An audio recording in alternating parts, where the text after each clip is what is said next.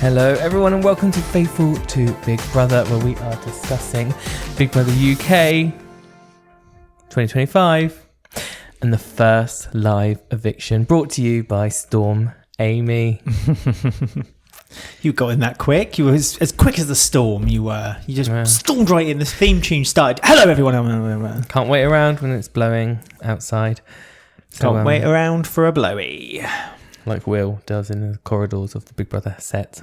He lurking about. Oh no, it's like, hello everyone. I'm in this door, hello. We're not going through this door today. We're going through the other door. He did appear out of nowhere to Gani, didn't he? Poor Gani. Yeah, I mean, they weren't told about the storm. Later on Leighton Live, they wait. There's a comment on our YouTube that says, Hi Ben and Alex, love the podcast. I wish you would watch Leighton Live, as loads of spoilers and also explanations are being revealed on there, which would answer a lot of the questions you seem to have. But then we wouldn't have anything to talk about, so I feel like that we shouldn't watch Leighton Live. And you've watched a bit. However, I did watch a bit of Leighton Live. I watched one episode where Will had a vest on and his arms were out. But this is another reason. It's the only reason I ever watched. I don't know who the commentator was from YouTube, but the reason why... Will Best. Oh, okay. Oh, Ben, no, it wasn't. It was JMC3471. The reason Ben will watch Leighton Live will be basically purely based on whether Will is presenting and what he is wearing, and if it's kind of coincides... Not wearing. So if you, or what he's not wearing. So if it's a Sunday Leighton Live, it's almost guaranteed Ben will watch it because it's going to be Will Best and he'll probably be naked in the hot tub. So Ben will watch them episodes. But in this instance, basically, I watched about the first half an hour of Leighton Live after we watched the eviction show. Right. And they showed a clip straight after the Gani's eviction. And the whole house were kind of talking to one another, saying, "It was really quiet outside. I wonder what's happened. I wonder if and they kind of jumped to the conclusion that something had happened, like the Jade Goody effect. So that they deliberately didn't. Yeah, so something was said out in the show that's now caused the audience to be like pulled in a little bit. Like I'm friends with Nigel Farage and I sat in the car with him. Yes, but the thing is that hasn't actually caused that, so that's fine. But so Zila was the one who pointed it out, said like although there was a cheer for him, he said that like it was a really quiet cheer, and he said, oh, maybe it's just because when you watch it on TV it sounds a bit louder, so because of the production they add maybe a bit more of sound effects. They do that on live TV. They do it on Strictly a lot.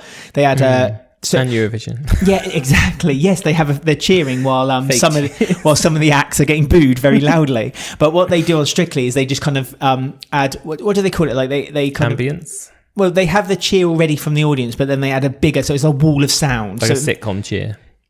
Or an audience, laughter, yeah, like canned laughter. So it kind of makes you at home feel like you're part of this kind of like live experience. So Zila thought, oh, it must be that. But then some people kind of said, oh, well, no, do you reckon that something's happened? They've aired something and now the crowd have been told to kind of like... So yeah, it's interesting that it's mad to me that they weren't told that... Oh, you know that great big storm that's almost blowing off the roof of the house? Yeah, that's the reason why we're not doing a live audience tonight. Because then when Gani got evicted, by the way, he went down the corridor, moped down the corridor is a better explanation. And Will Best was stood at the door, like smiling. He was like, all right, Gani! And it was like, he was so loud. And it's like, surely the whole house must have heard him shouting and saying, we've not got a live audience tonight because we're going into the storm. It's lucky it wasn't a secret twist because Will Best would have ruined that probably as well. Like he ruins all twists on this show. Will Best is pretty good at revealing things announces early. Things randomly and says the wrong thing what all was the it time. He did it He did it last Celebrity He said there was 3 series. evictions. Yeah, that was it. He's like, this is the first of 3 evictions. And then it was like a massive pause of silence and you just saw AJ stood there like that. And then on the beginning of this series he said, when it was the Emily, Sam and Caroline voting, he announced that they were voting for each other to get rid of one of them before it had been publicly told. Oh, okay. Just can't trust him. Will Smith. Can't trust him either. Will shouldn't know. He would come along and slap them as they come out the door. That's an old reference, really, isn't it? In today's world, what we come to a reference from you. 4 days ago was old. 4 years ago was even older. But yes, no. I will say that I believe that the right person went out. Yes. Tonight's episode is sponsored by Leighton Live because on Leighton Live also they asked Gani who would he like to see leave the house, and not the whole crowd, but some of the crowd were going George, and Gani said not George because quote We had interesting debates, but people like George should be on the show. Which is what we said, which you have also said. You said that, like, you know, some of the conversations they're having on the show should be shown to children because they are debates that should be discussed. And this leads lovely to another episode of George got shot down on a subject he thought he knew about. Well, before you start, yes, I want you to hear this comment from Spotify, Fiona. Hi, Fiona. This is from Day 3 podcast.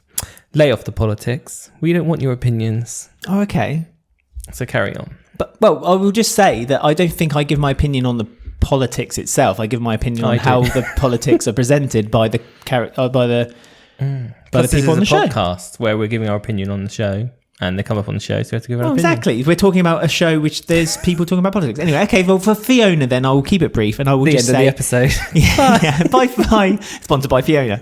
I will say that George once again tried to introduce something about equal share and how people on the benefits are taking more than they should, completely forgetting about the million and billionaires, although I should preface this with George saying that he believes that people who work hard deserve everything they get and that he bought 2 garages with the savings he had and now rents them out.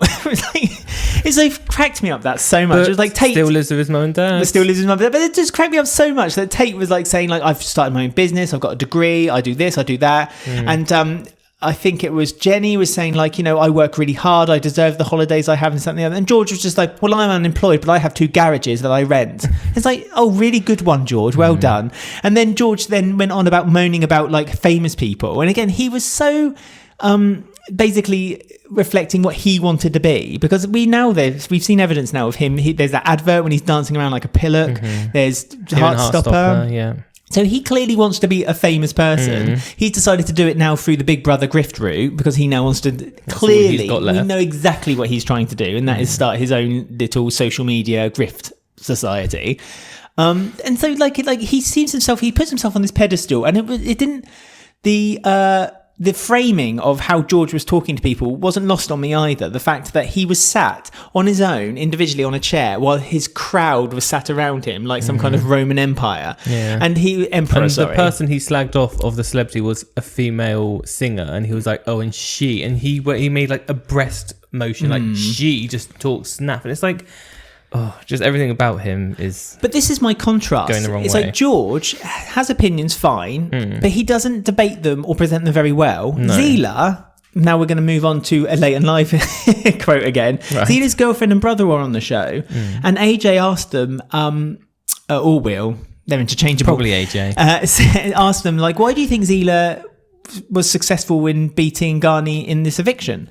And they said, and I thought, again, it was an incredible quote, it's like, he's connected with the people in the house and he's connected with the country, and he has done exactly that. He's calmly explained his story, he's explained his thoughts, he's explained the way he's maybe believes his ethics are, or not believes his ethics are, he's talked about his ethics, and it's done in such a comforting, calm, embracing manner, like come informed informed. But it's like listening to a bedtime story when you're a kid. It's like you're embraced by his thoughts and you're listening to them, and you're not demanded to listen. And this is my point.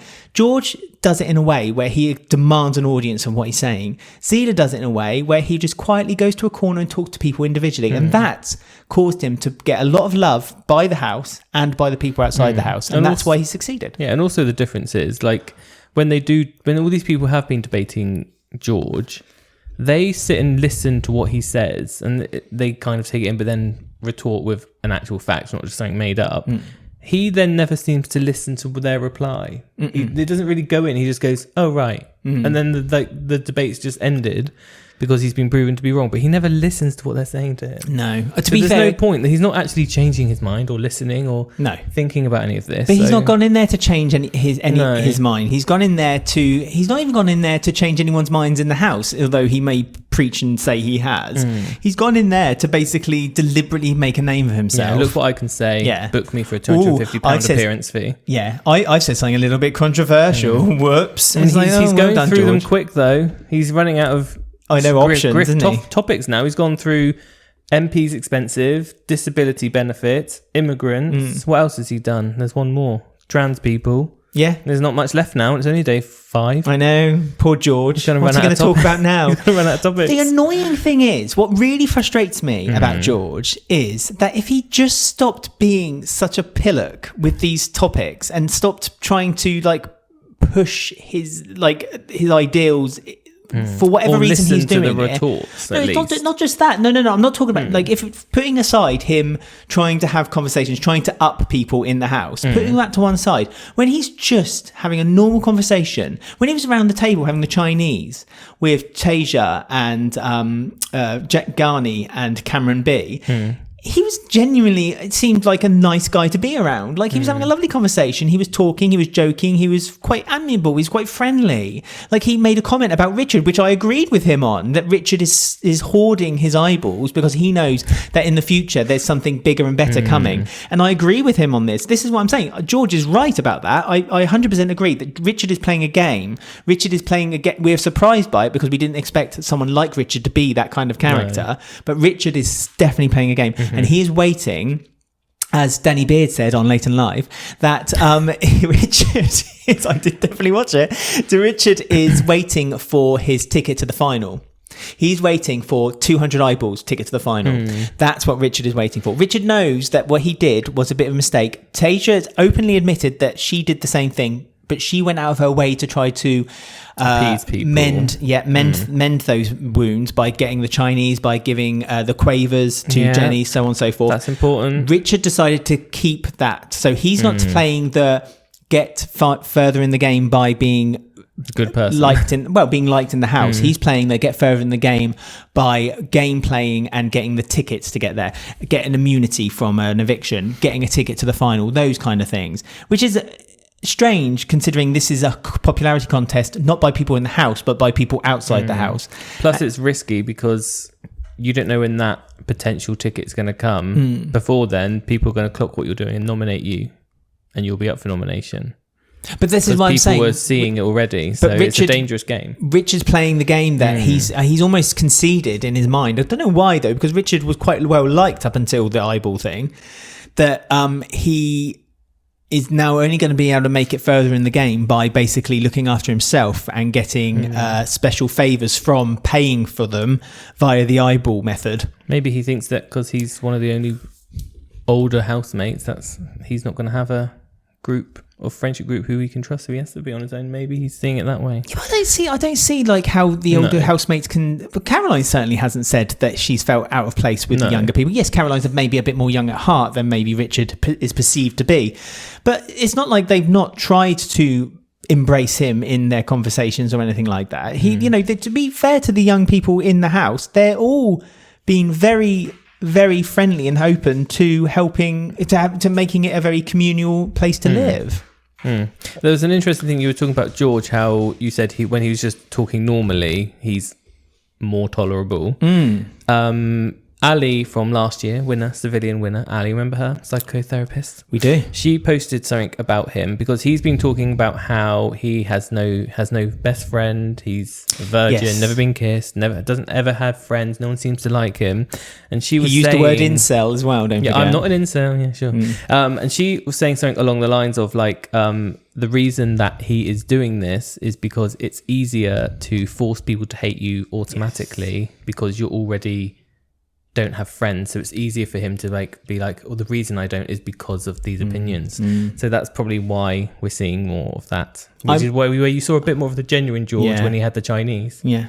There's the possibility of friendship. That's what's annoying me, because I genuinely, it's a lonely epidemic with these men. Yeah, exactly. I feel like George, just men. There's just sometimes light that I see of George, and I think genuinely he's probably a really nice guy, but he just won't let anyone in. And he's like you say, himself. It's easier for him just to let people not. It's easier for him just to not have friends in the house, and I think it's such a shame for George, in my opinion, because like there was like when Faishola got upset when she had to hand the evil eye to Ghani, George was the one who actually went to her comfort. And at that point I thought, George, you're not too bad. But then George has some ridiculously wild, stupid conversations, which in my heart, I don't think he believes some of the things he says either. I genuinely don't. He doesn't help when he looks so smug when he does it, and it's like that then gets my back. Yeah, but I think he's doing that on purpose too. Yeah. I think everything he's doing, every time you see him, this is the last time I'm talking about George because I'm sick and tired of talking about him now. But like every time you see him talking to someone about a debate or something like that,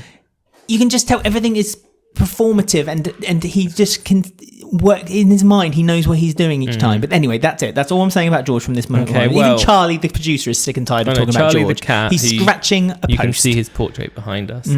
He is making lots of noise in the kitchen, so if you can hear it, you can hear it. There's a quite funny moment with Cameron B and Tate in the morning.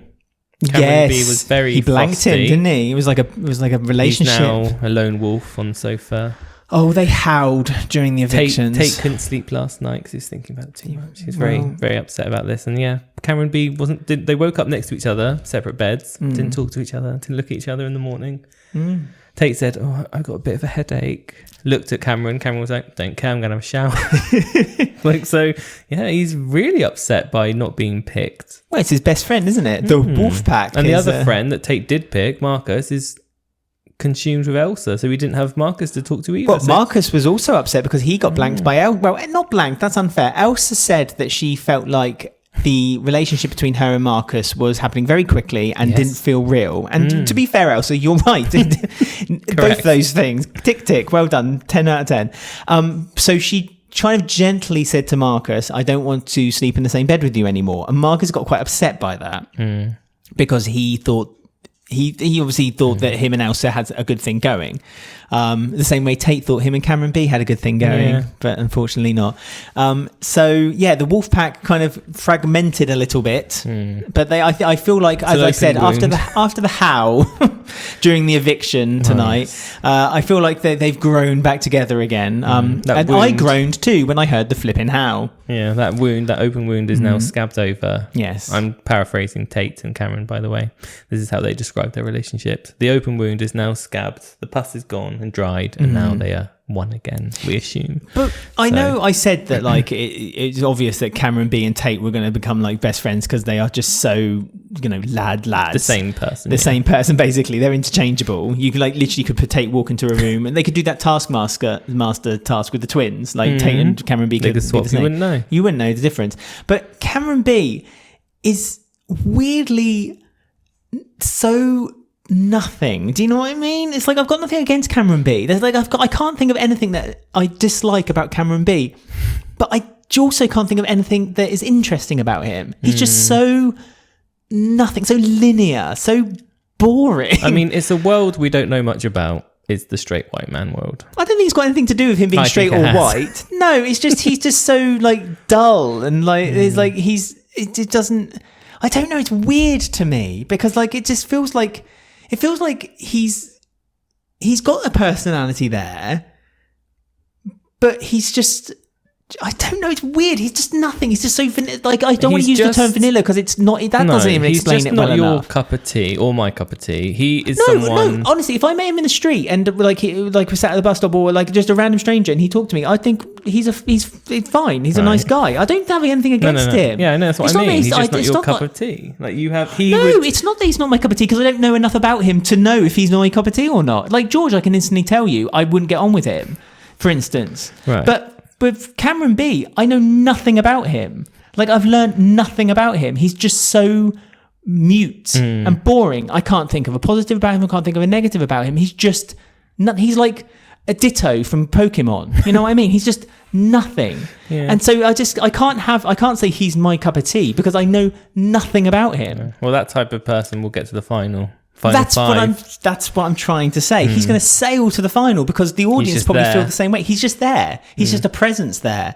And he won't be nominated. Won't get nominated because people won't care. And people on the outside, if he was nominated, probably would think because the people have more stronger opinions one way or another. It's just weird to me. Cameron B is, but he's presented by the editing team. Sorry to interrupt you earlier, by the way. I didn't mean to be so rude, but he's presented by the editing team as if there's something there to crack open. He's always making side comments. Whenever they're asking like, what do you think about what's happening in the house? There's always Cameron B's comments they use to kind of describe it. And I just don't understand why, because it's like he's got nothing to add. And something else I'd also like to add is at the end of the episode, he said like he felt like he couldn't choose between Ghani and Zila. But then in the package, when he found out that it was the 4 basically chose Ghani, it was Richard and Cameron B were the 2 who brought up Ghani's name. George and Faye Shola came up with Elsa's name. So Cameron B must have saw something in Ghani he didn't like. Opinions change. I mean, it's been 3 days. Look at Marcus and Elsa. They've gotten together and almost broken up, and then talked about marriage. So a lot can happen in those few days. Can I also just, again, for another episode, just to explain how much I love Cameron K and how I just want to just cuddle him and I just love him. Yeah, he had a chat with Zila, didn't he, about he was in boarding school. They made him do rugby and sports. Never really liked it. He's always struggled with his weight. I always say that, actually. PE at school is so pointless. It's counterproductive. If you don't like sports, it's the most ridiculous thing. It's like health and fitness. What I wanted in school is to have a gym and the PE teachers to be a personal trainer, and they teach you how to make a workout. How to make a workout plan, how to make a meal prep plan, because that would actually help me now in life, because I could do it myself. And that's what Zila... You might be able to see Charlie in the background, by the way. Producer Charlie's... on there. Here we go, he's up. If you're watching this on YouTube or Spotify, our producer is making... He's behind you. Our producer is literally doing his work right now. Pushed me out of frame. Sorry. He's admiring his own photo. Zila made a really wonderful point, which was about like food. It's like, it's not about like not eating food. It's about eating the right food in moderation, which is obviously as old as hills. Like any proper nutritionist will tell you that. But I agree with you. If my school literally, instead of made me roll around in dog shit on the sports field, you have no idea how many times we used to play I don't know what I'm doing inverted commas, but we played rugby or we played football. I never played in the winter, in the autumn. No, well, and I was, and hence my point. The number of times I would roll around in dog shit because the weekend before, like the dog walkers, and that's not a euphemism, would walk around the dog field and just let their dog shit anywhere randomly. I mean, maybe it's just the school I went to, but God, it was awful. It was awful. And I agree with you. Like, why? Is that why you didn't like the sports? Because of the dog poo? Yeah, I hated sport, and that's why I'm so averse to it doing like any physical activity now, because of school. So it's the opposite of what is meant to be encouraging people to do. Anyway, that's politics, and Fiona does not subscribe to that, so we will not continue with that. No. Well, there you go then. So we lost Ghani. Yeah, sorry, Ghani. We never talked about a word about it. No, I mean, I think he was he went at the right time, because if he stayed longer, he would have started upsetting and annoying people, because he was being a bit bitchy.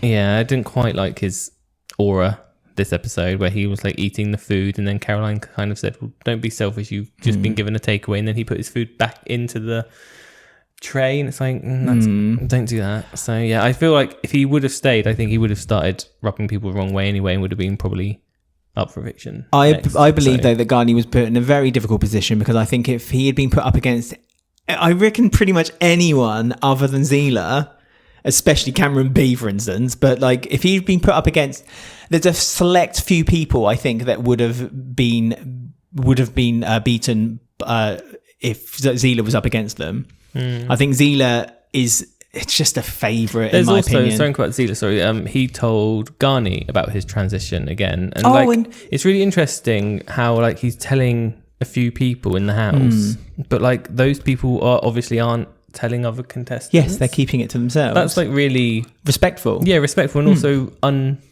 wouldn't expect that. We would have thought like back in the day, it would have spread around the house as a big thing, and everyone would have just known. And I find that interesting. Like he's told Jenny, Sam, Faye Shola, and I think there's a bit on Late in Live that we've missed, or on the live feed where he's also talked to Tate about it, because Tate said, oh, I can't believe it's only been 2 years, you've got bigger biceps than me.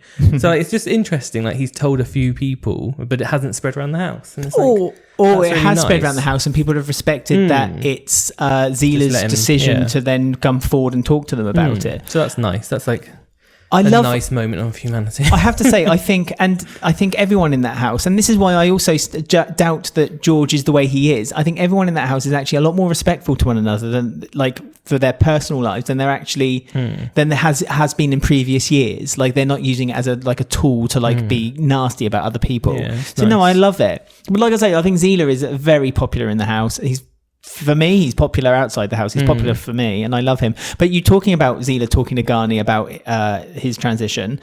Did you not think that Ghani turned it into being about him when Zila did that? Yeah, because he said, "Oh yeah, then in India we see women in certain roles and men in certain roles." Yeah, but not just that. He then started talking about like how his sexuality was this and his sexuality, like as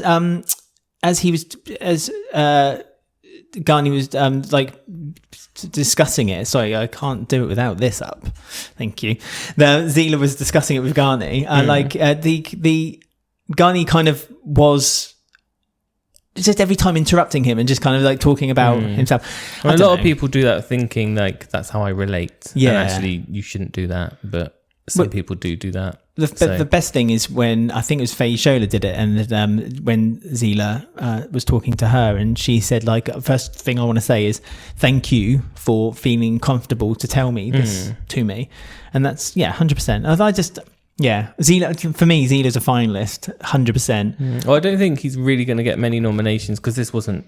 Oh no, this was a one. This was kind of an oddity. This was an absolute oddity, a first impression thing. Yeah. Anyway, so I feel like he should be relatively safe for nominations for the next few weeks at least, anyway, unless something really bad goes wrong. Yes, well, absolutely. Always can. Well, as always, get in touch with us if you have anything you want to say and all that guffins. We love getting your comments, we really do. You can find all the information to get in touch with us and also how to watch and listen to us on YouTube, Spotify, or any of your favourite podcast apps by going to our link tree, linktr.ee/faithful2. If you like the podcast, you don't forget to give us you can go to our Buy Me a Coffee page, buymeacoffee.com/faithful or coff.ee/faithful, and on there you can give us £5 to help with the show. Charlie the cat needs your help. Can I just say as well, comment wise, we have a comment on Spotify as well by someone called Alex. I'm just going to read a bit of it out. Which says, George is a character of his ignorant, uninformed political views, which he probably inherited from his parents, who were then gifted them their small-mindedness from their parents. Most young people today are free to have their own opinions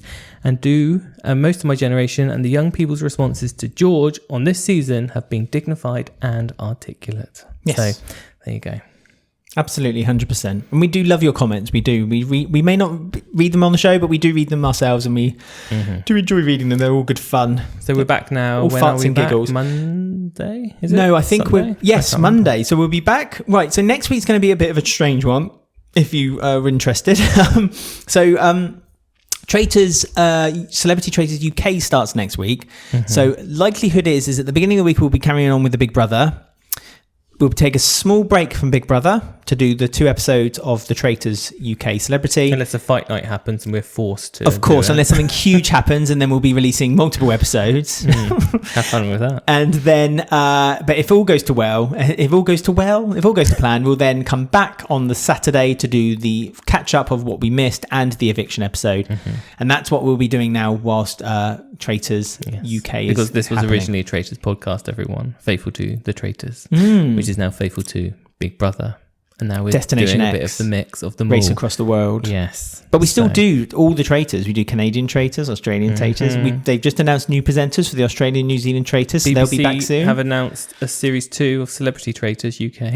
God, they've pitched that already. That's hilarious. There you go. So there you go. It's going to be all a bit mixed up. So just make sure you're subscribed, basically. Yes. If you're subscribed, you'll know that episodes come out and you can just listen to us, whatever. So we'll see you in a few days with the big mix of next week. Until then. What a transition. Goodbye.